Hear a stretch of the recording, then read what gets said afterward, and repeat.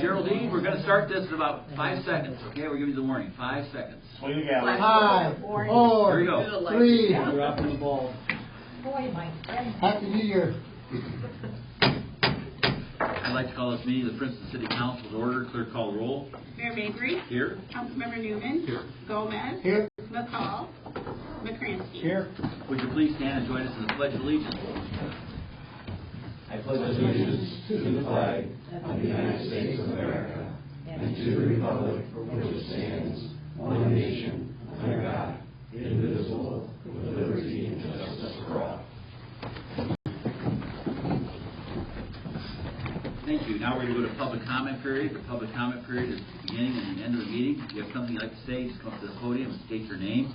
We'd ask that you limit it to 3 minutes if possible. Anyone here like to speak to the council at this point, or you can speak at the end of the meeting? Could I ask a question? Absolutely. Okay. You can come up twice, though, too, as well. So I mean, you can come now and as well as later. Okay. Just, ma'am, just state your name, please. Yes. My name is Brenda Lutz, L-O-T-Z, and Chief Kimmer. My question is, for the Princeton City Police, do they work on 8-hour, 10-hour, or 12-hour shifts? 8 hour. Okay. 8 hour and 35 minutes. Okay. All right. Thanks. Thank you. You're welcome. And Brenda, certainly stay after the meeting and you can talk to the Chief Director if you'd like to. He'll stick around for a few minutes. Oh, I just wanted to make sure there was a much better ran organization than the Ottawa Police Department. Okay. That's off the record on that one. Come on up, press. We're glad to have you. Come on up. We're glad to have you. Okay, now we're going to go ahead for approval of the minutes of the previous meeting, please. I move that we approve the minutes from our regular council meeting on December 16th, 2024. We have a motion and a second. Is there any questions or comments from the council concerning those minutes? Seeing none, clerk call the roll. Councilmember Newman. Aye. Gomez. Aye. McCransky. Aye. And Mayor Mabry. Aye. Thank you. Now we'll go to invoices with City Clerk Janet Henning. In the Department of Accounts and Finances, we have $57,247.03. In the Department of Streets and Public Improvements, $170,663.92. In the Department of Public Safety, $299,316.70. And in the Department of Public Property and Utilities, $616,624.31, with a grand total of $1,143,851.96. Mayor, all council members present have confirmed their reviews of all invoices and are now submitted for disposition. I move that we approve the invoices as presented. Second. We have a motion and a second concerning invoices. Any questions or comments from the council concerning those invoices? Seeing none, clerk call roll. Councilmember Newman. Aye. Gomez. Aye. McCransky. Aye. And Mayor Mabry. Aye. Thank you. Now we'll go to the ordinances, please. We have ordinance O-24-023, implementing a municipal grocery retailer's occupation tax and a municipal grocery service occupation tax for the city of Princeton. This is the second and final reading. I move that we approve ordinance O-24-023. Second. We have a motion and a second, and we have discussed this in the past, and unless there's any questions from the council, we'll go ahead and proceed with voting on When it. does it go into effect? It'll need to be filed by October 1st, and then you won't really see anything change. It goes into effect January of 2026. Mm-hmm. You won't see any change though. So it's basically staying the same. And because of regulations and statutes, we had to get started on this early. That's why we're going ahead and approving it tonight. Very good. Good question. Clerk call roll. Councilmember Newman. Aye. Gomez. Aye. McCransky. Aye. And Mayor Mabry. Aye. Thank you. Next, we have ordinance O-25-001. This is authorizing the sale of personal property that is no longer necessary or useful to the city of Princeton. This is a first reading. I move that we advance ordinance O-24-03 to the second reading. Second. We have a motion and a second. And Teresa, if you could tell us, what are we selling this evening? We have 3 Lexmarks XC2235 printers with some leftover toner in the machine from the power cords. And then we have 2 Lexmarks XC2326 printers as well with leftover toner in the machine and power cords. You have photos of those as your Exhibit A in your packet. They're fairly new, so we just have changed over to some new equipment, which if you change equipment, you change all your printing materials and everything. So, yeah, they're great machines if somebody has a use for them. Instead of throwing them out. Absolutely. Okay. And with our chamber director here, think about that. Maybe there's some small businesses that might have an interest in those printers. Very good. Thank you. Okay, let's see. So we have a motion and a second. Yes, I move that we advance ordinance O-25-001 to the second reading. Second. Okay, with that said, clerk call the roll. Councilmember Newman. Aye. Gomez. Aye. McCransky. Aye. And Mayor Mabry. Aye. Next, we have ordinance O-25-002. This is an ordinance adopting the 2021 International Building Code, 2021 International Residential Code, 2021 International Property Maintenance Code, 2021 International Existing Building Code, 2021 International Mechanical Code, 2021 NFPA 101 Life Safety Code, and 2021 International Fire Code. This is the first reading.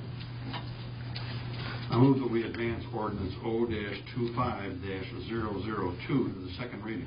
Second. We have a motion and a second. If we could, with Pete Nelson retiring, we've been divvying up all the responsibilities he's had. So obviously we have Jan Henning as our city clerk, and then we're very fortunate to have Michael Ziering as our planning and zoning coordinator. So Michael, why don't you come up if you could, just to elaborate on what we're voting for tonight, please.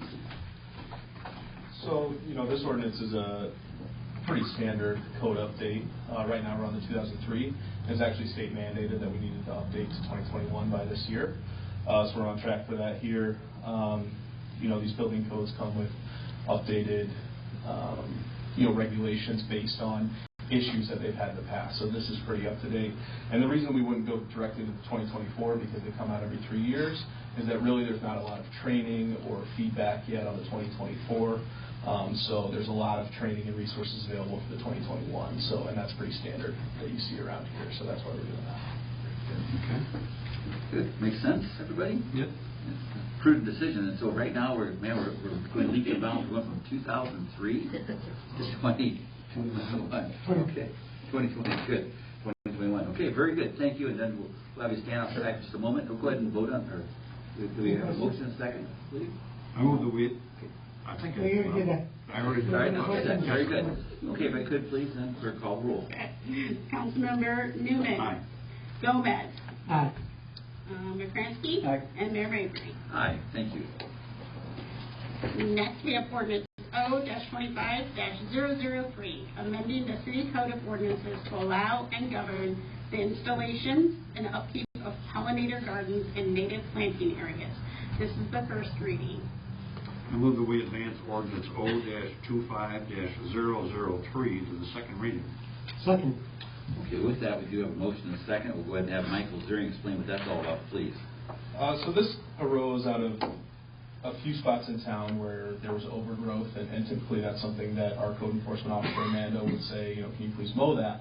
Which she she received pushback saying, oh, that's my pollinator garden, which maybe it was 3 or 4 years ago, but really these instances that I'm referring to are more just piles of weeds, and it doesn't look good, and it really isn't adding any natural benefit that they say it is. So this was an ordinance that we worked through the Plan Commission probably for 6 months, tweaking to define what a pollinator garden is and kind of regulate what would actually be a pollinator garden according to our code. So that's what you have in front of you. Very good.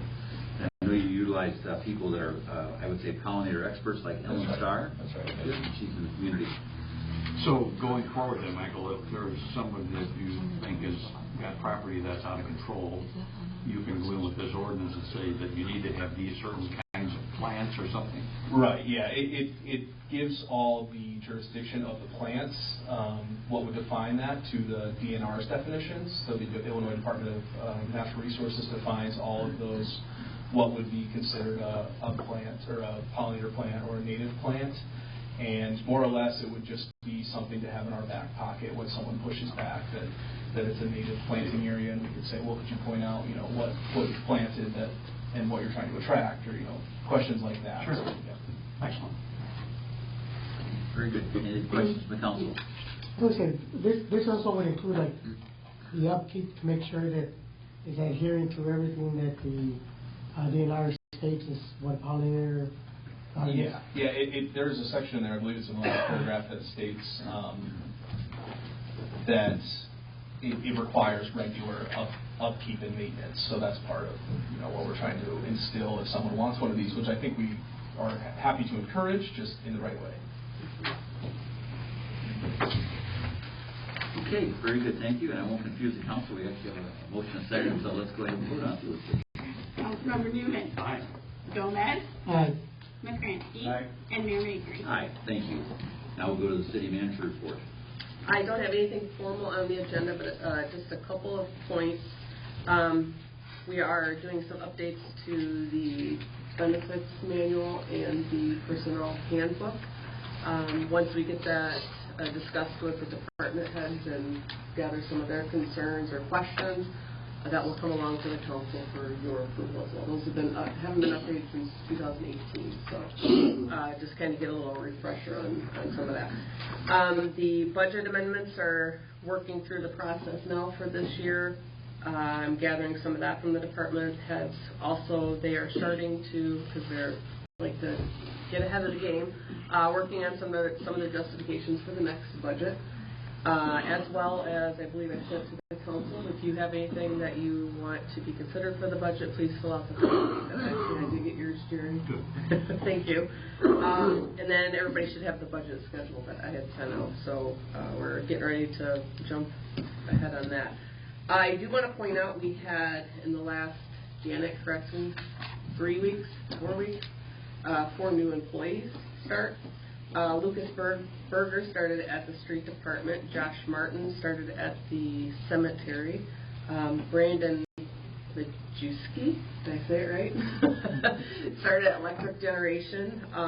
All 3 of those it's going so well. We're blessed with the candidates that we're finding for the positions. And then Taylor Wetzel, did I say that right? Wetzel, started at the PD, and she's currently actually started today at the academy. So 4 new employees. It's been a little bit of a scramble. Thank you, Janet. Getting all the paperwork and everything ready for these. So, but we're finding, we continue to find great employees. So we're blessed with that. Okay, very good. Thank you.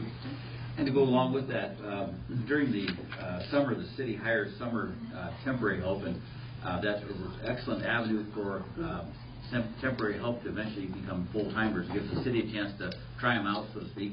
And one of those 4 was just that. Actually, Lucas at the street department, Lucas Berger, and Josh Martin at the cemetery, both were summer workers for multiple years. So it's great when you interview them and you can see, and you know what their work ethic is. They've all worked with them already, and yeah, it's a great way to kind of test it for a while. And yeah, that's a win-win. And I know we've had people that have joined the ranks, as you said, as a laborer, and now there's young men. One young man that's a Princeton police officer that went from on the back of the garbage truck to being an officer. So Mike Graham. Yep. So good for them. Very good. Okay, thank you, I appreciate that, Teresa. Under the mayor's report, a couple things. First off, when we see what happens in the world with different very tragic events, like down in New Orleans with the vehicles being used to kill and injure people, I'd ask the police chief just to speak briefly this evening about what we do to make sure when we have our summer street concerts that we protect our guests, our family, ourselves that are there. And so just briefly, Chief, if you could just address that, please. You want to step up? Yes, that'd be great, please.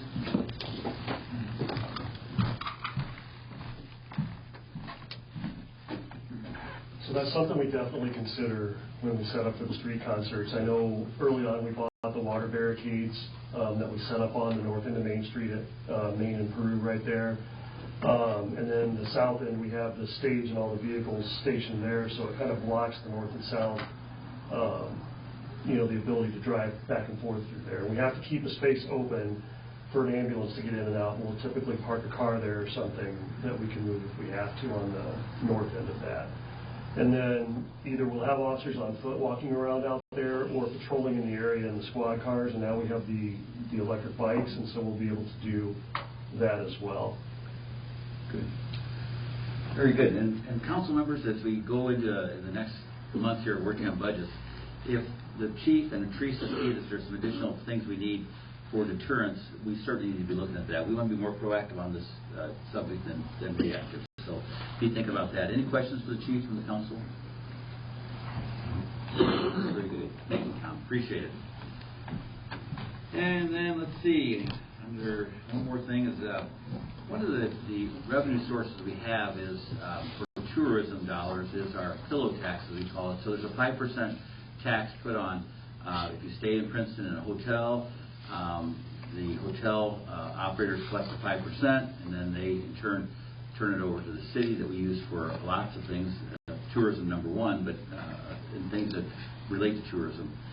And in the process of the evolving into Airbnbs and homes that have been converted into extended stay facilities, things like that, I believe we have like 28 individual units now that house people on a regular basis. It could be, and we call it individual units. You might have a home that's divided into 3 units, so those are 3 individual units.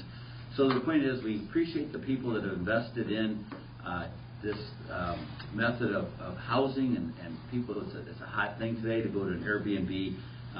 It's very desirable in many ways, and I just want to remind these operators that they've got to collect that 5% tax. That they're because every time somebody stays in an Airbnb, they're not staying in the local hotel that collects the same tax. And so for those Airbnb owners out there that are not participating, we will be coming down on you because many of you have been warned. And so, and I hate to be the negative person on the first meeting in January, but that's something we're going to be working harder on to make sure that we collect that tax and get that back into the coffers for such things as the street concert. Very good with that, council members? Oh, absolutely. Absolutely. I wonder, too, if we're looking at these facilities to be sure that they're safe and they have the right protection equipment and adequate facilities to pick up their trash. I know that there have been some bad experiences in the past where there was not enough trash cans or containers for all that. So, yeah, I'm with you 100%. You've got to make sure if you're going to get into this business, you've got to follow the rules. And Jerry, in your past life, you were in the old days we called it a bed and breakfast. Now that's dating me, of course. But in Arizona, weren't you? Yes. Good for you, Keeper. So we know where it's coming from. Thanks, Jerry. Appreciate the input. So again, we appreciate these people that have invested in a unique experience of people coming to Princeton to visit, spend the night. We appreciate them investing in those units. We just need to get them to participate 100% on the project. And then if we could, I'm going to ask Michael Ziering one more time if he could. He gave us a report on, for 2024, the building permits issued. He's going to give us just a summary of what we had under commercial as well as residential. He's going to point out where we are on how many homes have been built, things like that, and divide it out into single family as well as multi-family permits, please. Yeah, so the first page you have is the commercial. You can see that there was 4 new buildings built, and then if you see the solar field there, that was $2.3 million, but overall we ended up having about a $4 million investment on the commercial side this year. As far as residential goes, most of what we get is sheds and fences, but I tried to highlight the new construction for you. The first one there, 503 East Thompson, was a tear down and rebuild, and then the other 2 there, the top one was a duplex and the bottom one was a triplex. So total of about 5 more units built this year in town. And residential investment was about $1.5 million. Very good. Council, any questions? Great. Thank you, Michael. We appreciate that. So our goal is going to be, obviously, we had one single-family home this year, and the year before we had one on Hudson Street. And then we'd love to see some more single-family homes being built in Princeton. Part of our challenge is that many of our contractors have retired. There's an age group there that was in the, say, 60s and 70s, and now we got a void there where we've got some younger ones coming up. It's a challenge to come up with trades, people in the trades. So, okay, very good, Michael. We appreciate that. Good update on that. That said, now I have nothing under possibly Princeton, but I assure you the next meeting I will have some good things going on to talk about and some guests to speak. We'll go ahead now and go to old business. Is there any old business for the council this evening? Is there any new business for the council this evening? Seeing none. Last call, public comment from anyone? Geraldine? No. Okay. Tell you about the hummingbird. Do you want to hear it? We enjoy your hummingbird report. That hummingbird has been here long enough. We The consider hummingbird has been here 82 days. yeah, we consider that hummingbird now a resident of Princeton. So we're going He's to. growing frogs. He's growing frogs. We had Carson out of town today. Oh, that's great. No, seriously, that's a real blessing. That little guy out there, and it's out across from Oakland Cemetery, and it was Councilmember McCrancy that said we need to get the pillow jacks on him. So take note of that to the press. Just kidding. So with that all said, appreciate it, Geraldine. Thank you on that. With that, is there? Go ahead, Jerry. If you would, we'll close the meeting. Move that we adjourn our regular meeting this evening and reconvene for our next council meeting on Monday, January 20th, 2025, 6 p.m. at City Hall. Second. Motion and second. Clerk call the roll. Councilmember Nunez. Aye. Gomez. Aye. McCrankey. Aye. And Mayor Mabry. Aye. This meeting's adjourned. Feel free to stick around and talk to your council members. Thank you. It's hard to say that 2025 there, isn't it, there? Yeah, that's Still not used to it. Not used to it.